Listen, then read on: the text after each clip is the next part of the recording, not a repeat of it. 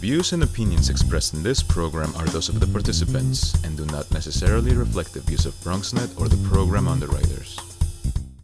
Coming up on this edition of Perspectives, as we continue our special series on mental health and mental wellness, we are pleased to be joined by two very special guests from the Center for Practice Innovations. Now, stay with us as we learn more about how they are actually providing the highest quality and value of evidence-based treatments and services to help in recovery as well as wellness. That's coming up next on this edition of Perspectives with yours truly, Daren Jaime. What's on your mind? Express what's on your mind. What's on your mind? Anything relevant to life, you bring it to the table. Whether you make a move solo or a movement with a stable. No fables, you speak on your decisions. Cause in the long run, it's your voice, your views, your vision. Keeping it real with many messages for you to know. This ain't radio, but DJ runs the show.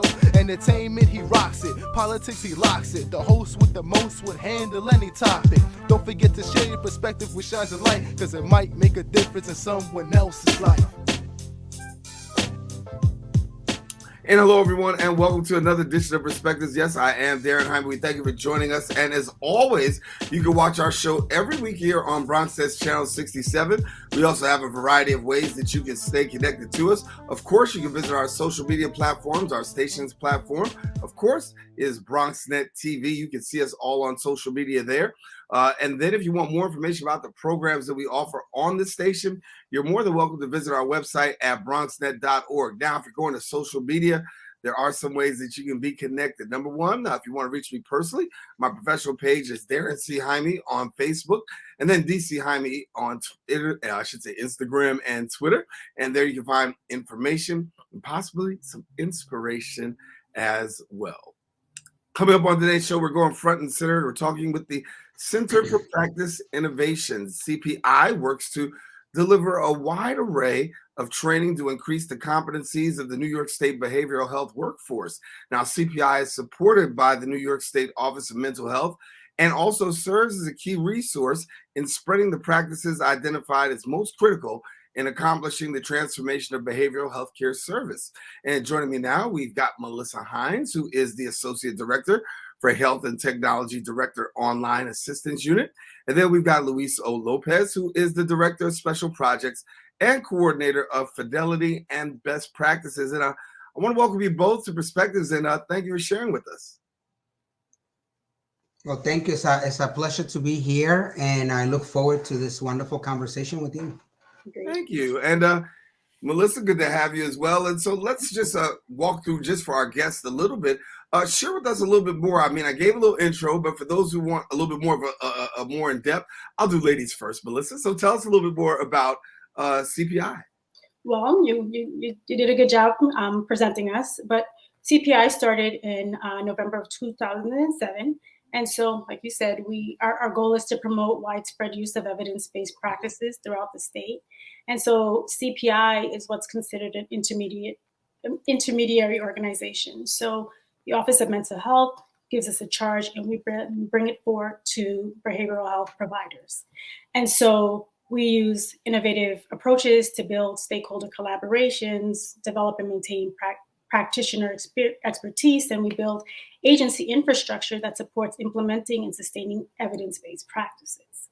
So, like I said, OMH is integral to our work, and they help us to identify and involve consumer, family, provider, and scientific academic organizations as partners in supporting the goals of OMH and CPI. And so, Luis, when you talk about the work that you do, obviously very in-depth and very strategic. When you look at the gaps out there that are needing to be filled, what do you identify as those target gaps that you really want to try to be able to reach? Well, thank you for that question. Well, pretty much there's a number of areas that many individuals, particularly in our communities of Black and Brown individuals, there's a history of depression, there's a history of anxiety, and if a person is not able really to cope and navigate these things, right, they're going to need support, they're going to need help. We at CPI have been able to gather some of the most important treatment modalities and approaches in areas of not only traditional clinical work, but also very progressive recovery models and trauma-based models. And we have a number of initiatives that are the platforms for these models to be delivered to the providers that eventually will deliver these services to people in the community. And when we talk about the work that you're doing, I want to share a little bit about your initiatives, because as you're moving forward, you got some very special initiatives going forward. Luis, I'll let you go first. Well, pretty much, I'll tell you a little bit about the what and then a little bit of the how. So, and I know I'm going to be leaving some out, so I hope people back at CPI forgive me for this, right? But some of the big initiatives, of course, is the Assertive Community Treatment ACT teams. These are mobile units that go and visit people wherever they're at, home, street, hospitals, clinics, wherever you're at, these teams go and see you. The focus on integrated treatment that works with individuals that might have a history of both mental wellness and substance usage. On Track, which deals with young people experiencing psychological challenges for the first time. SPTI, which is suicide prevention, training, implementation, and evaluation, which is a very sensitive and compassionate way of working with individuals that might be struggling a little bit with issues that might lead for them into hurting themselves. And what type of platforms do we use to communicate with providers? There's a number of them. Consultations. We have face-to-face meetings. We have webinars. We have modules. We have support calls. We have training sessions. We have collaborations. We help agencies in brainstorming. We help agencies in problem solving. And we work with anyone from Montauk, Long Island to Niagara Falls, New York. We cover the whole state. And some of the initiatives, believe it or not, also have been able, through certain fundings, federal fundings, to also work with other states. And so, Melissa, when we talk about being mobile, I think one of the things is a benefit is to be able to really meet people where they are. When you talk about the issue of mental health and mental wellness, everybody's not always, coming through the doors, if you will. But I think there's something special to be said from when you have the opportunity to actually come and meet people right where they are. I agree. And so CPI understands the need for people to be mobile, and we help to provide training in a platform that allows that. And so one of the ways we do that is through our learning management system. And so this is a cloud-based system where providers, again, that can be a peer specialist, that can be a doctor, a nurse, anyone providing any mental health service can go online at any time, 24/7, and complete trainings. And so that allows them to keep their competencies or their skills fresh, up to standard, and really be able to quickly use those skills in the practices in which they're doing. And so as you're moving forward right now with initiatives, talk to us about the public and public engagement. How has the public been receptive to, CPI and the work that's going out there? Talk to us about what you're hearing. Well, CPI, we are really trying to meet the community. We do understand that since we primarily work with providers, it is important to reach the community. And so one of the ways that we do that is through our website. And we do have a tab specifically focused on provider, consumer and their family. And so we provide them resources. And so those resources are brief, recovery-oriented videos of consumers or someone who is in recovery in different stages, and their stories. And then we also have brief videos that kind of give overviews on different mental health diagnoses. So what is PTSD? What is depression? So helping people to really understand what those things are. And then we also have a storefront, or where they can really get some of the resources that we use as providers for themselves. So wellness self-management, that was one of the initiatives Luis left off, but that's been an oldie and a really endearing initiative at our center. And it really is for the individual. How can I help my recovery? How can I continue to help myself remain well? And so usually in practice, the provider and the individual use that exact same book. So there is nothing being hidden. And so as an individual, you can do it yourself. If you really want to take control of your own recovery and be, more informed. That book really helps you to do that. Yeah. So I understand that you have services that include webinars and things of that nature that you're talking a little bit about, right? So how beneficial is it in a time like this, considering that we're coming out of COVID, right? And we're at the place that I want to say coming out. I hope that we are really coming out of, and we're trying to navigate this. But a lot of people still have the fear and the phobia not coming out, or they're coming out in a limited manner. But to be able to have these services that are actually being able to be provided to bring it to people's homes in a manner that possibly they can learn at their own pace. Yeah. I mean, we were very lucky. Many of the initiatives, of course, did a lot of face-to-face work. We traveled through different parts of the state to make sure we connected and help providers and professionals navigate some of the situations that they experience working with participants in the community. However, a large part of our platform was already virtual, right? Where people could just sign up and do a webinar, do an educational session, do a consultation with us. So it wasn't too difficult to go from 40% virtual, 50% virtual to now 90, 100% virtual during the past 2 years. The only difficulty we had a little bit was with ACT, because ACT, typically everything they do is in the community, right? That's part of their model. This is part of their history. ACT members do work in the community all the time.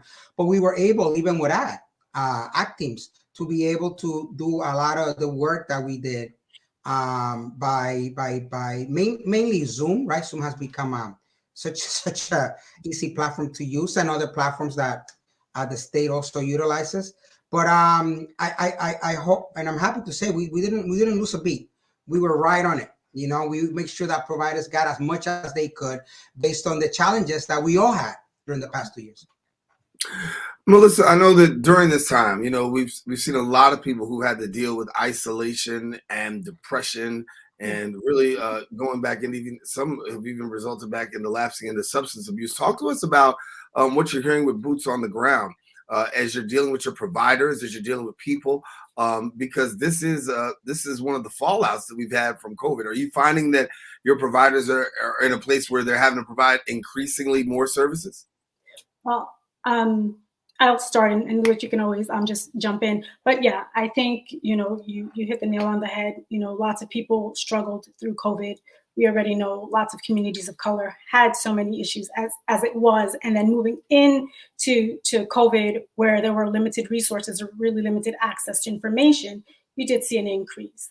And of course, in many communities of color, what do you see more often? You do see the liquor store and all of these services, which became essential. Imagine, and the liquor store was an essential location, and so that again gave people more access to the substances. And so we do know that mental health is an issue. There's depression. We do have PTSD. We have trauma. There's lots of issues that come in to BIPOC communities, and so COVID was no exception of making that just clearer, just exacerbating the issue that was already there. Yeah.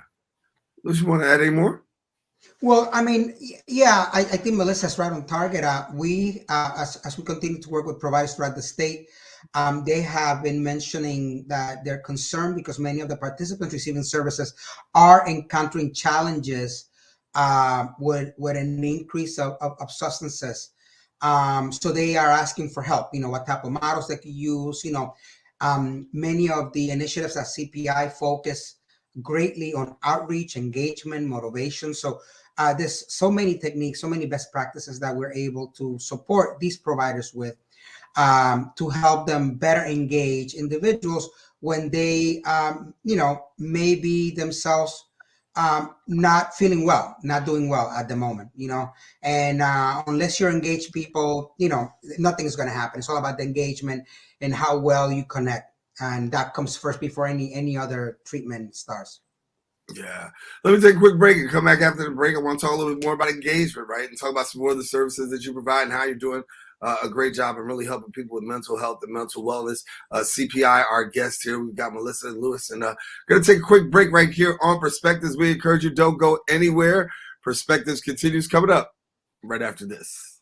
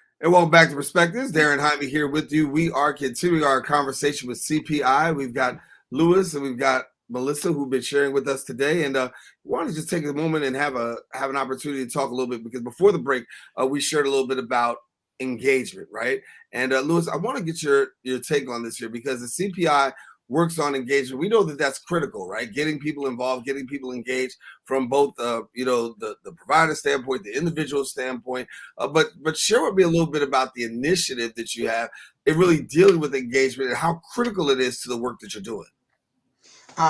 It's a wonderful question and commentary. Every initiative we have focuses greatly on how to connect with the person and how to connect with that person's family. Being able to feel safe when you're talking to a provider, being able to trust that person allows everything else to flow, right? If I don't trust you, if I don't feel safe, I'm going to protect myself, right? And I'm not going to share what I need to share with you to be able to move forward with you together, right? So many of the work that we do focuses on that, on outreach and engagement, and making sure that the provider is able to understand the person, not only based on the clinical experiences, but also culturally, and who that person is, what they like, who they are, what dreams they have. Do they want to work? Do they want their own apartment? Do they want a girlfriend or a boyfriend? Do they want to open a bank account? Those are things that people need that go beyond the clinical work, right? And when you connect with people that way, then everything else comes out after that. Yeah. We talk about the word integrated care, and I know that's something that you really are passionate about. So let's a little bit about how do you define integrated care? How does that work?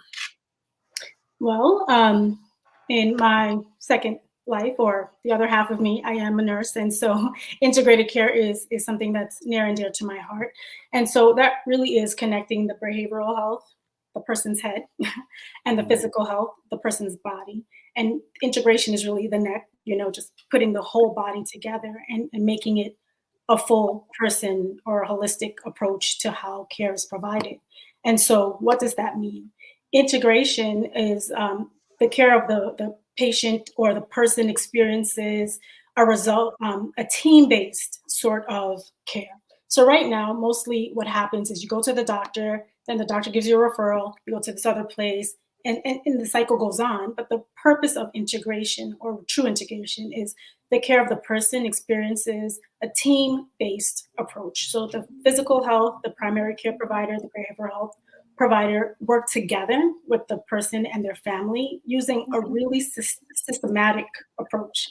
And it is cost effective because, of course, you're not running all over the place, but it is really person-centered care. So it's meant for a population where people are unique and different, and really addressing the concerns that they may have. And so, we do know in this country that cost of health is very expensive. But there's so many people with mental health issues. 1 in 5 adults experience mental health issues.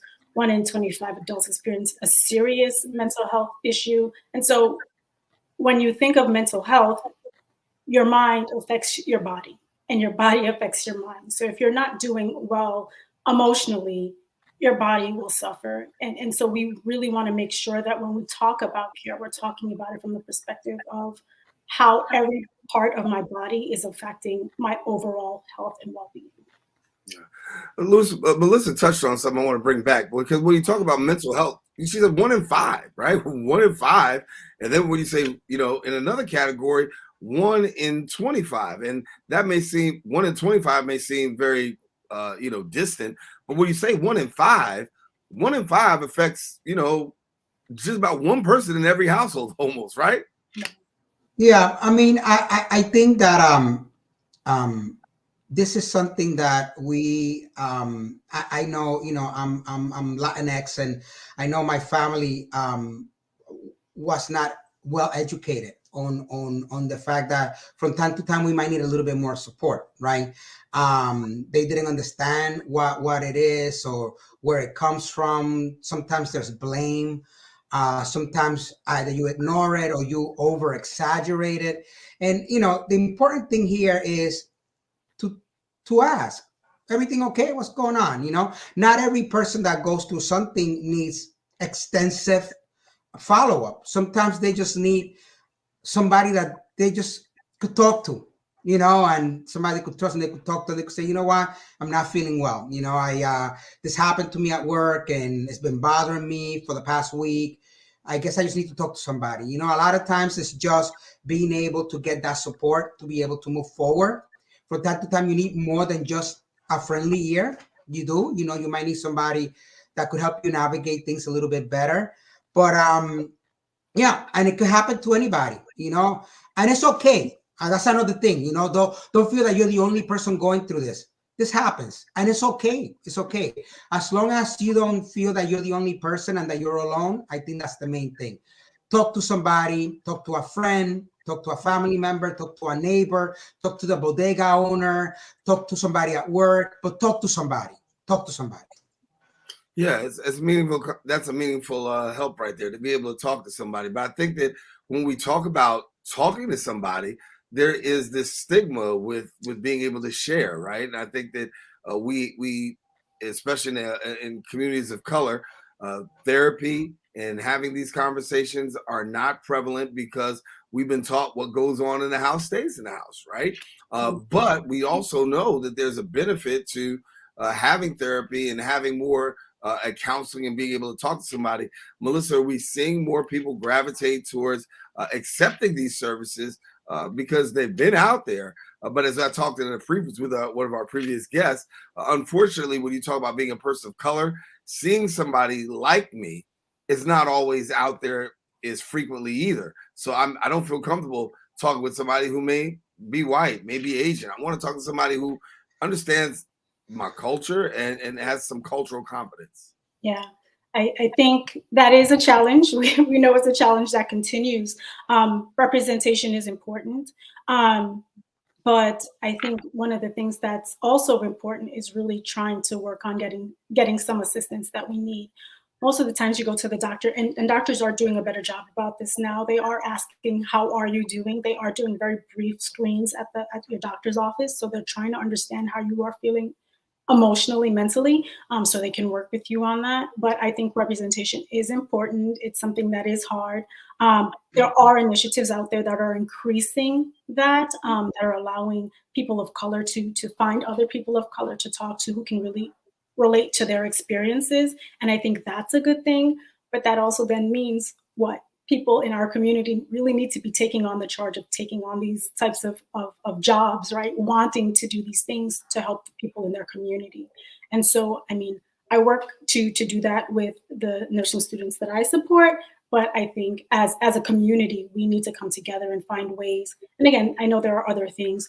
There are churches, right, where you can get support in groups and things like that. And so it's really finding other ways outside of the traditional setting to find support so you can have these moments to talk to other people. We're winding down our time, but I want to give viewers an opportunity to be able to connect with you and to find out more. So what do people do if they want to get connected, find out more about the services that you have, and maybe be even a participant in some of the initiatives? We have shared some of our links these are resources. The website per se was primarily developed for New York State providers, and this is something that, of course, we are reevaluating, and we want to open up the things that we do with community members. This is one of the reasons that we love the idea of beginning to have these conversations with you, because I know that your connection with the community is historic, and this is a great bridge to begin to talk about this. So we do have links. We also started doing some projects. We're part of the New York City Project Hope.